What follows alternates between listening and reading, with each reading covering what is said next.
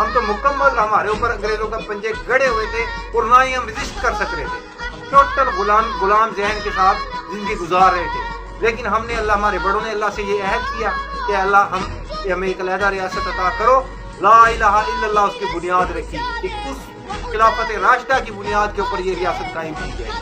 لیکن دیکھ لیں ایٹمی طاقت بھی بن گئے لیکن ہمارے سارے کے سارے اصول جو ہے وہی مغرب زدہ اور ٹوٹل اسلامک تقریباً سود کا نظام دیکھ لیں تو بہت ساری وہ کافی ساری چیزیں ہم نے اسلامک سسٹم نفاذ کیا ہے.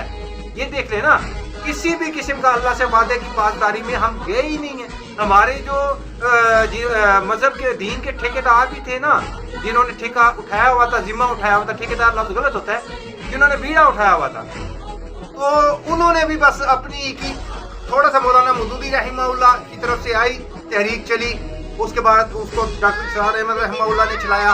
اس